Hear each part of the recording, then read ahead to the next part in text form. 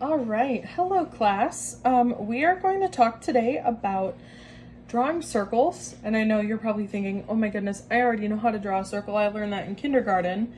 But we're gonna draw it with one of these. This is called a compass. So a compass has a bunch of different parts. As you can see, there's a pencil attached to it. There's this pointy part at the bottom. Over here we have some centimeters. We have some inches on this side. So let's take a minute and go through what all the parts of a compass is called. So up here at the top, this is called the hinge, okay? And this is where you can open and close to make your circle bigger or smaller. Down here are the legs, because it kind of looks like a pair of legs, doesn't it?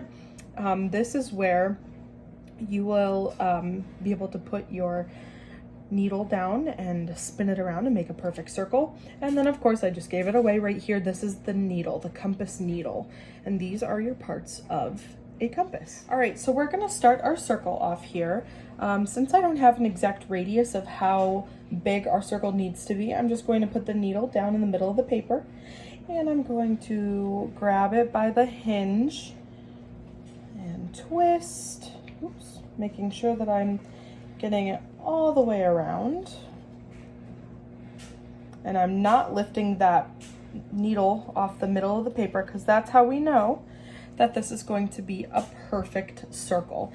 As long as you keep that needle right there in the middle, your pencil's just gonna go all the way around and everything's going to end up perfect. Now the very first thing that we want to do is we have our point right here in the middle. So I want to take my straight edge and draw a line going straight across, directly across. So that way I know exactly what is the middle of the circle. And this is going to come in handy because today we're going to draw a square inside of a circle. So we're going to label this side A.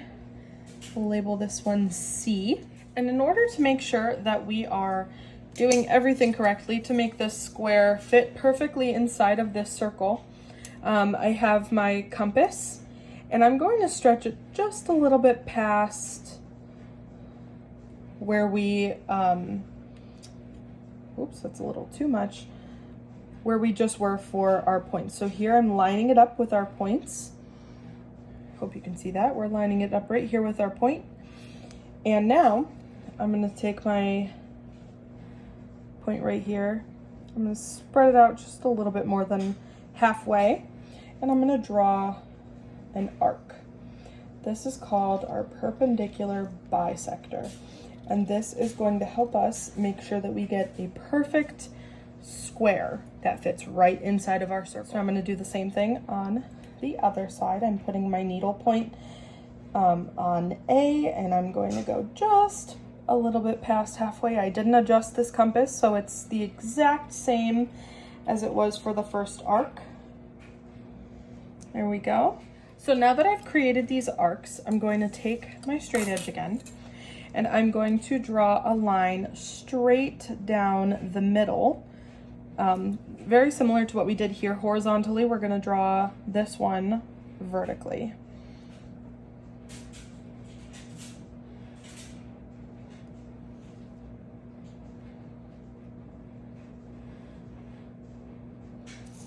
Just like that. So now we have our two straight lines and these arcs. These arcs are just here to help us make sure that everything is perfectly straight and exactly where it needs to be. But now we have our point here, here, here, and here. And our very last step is to just take our straight edge and we are going to connect all of our points here.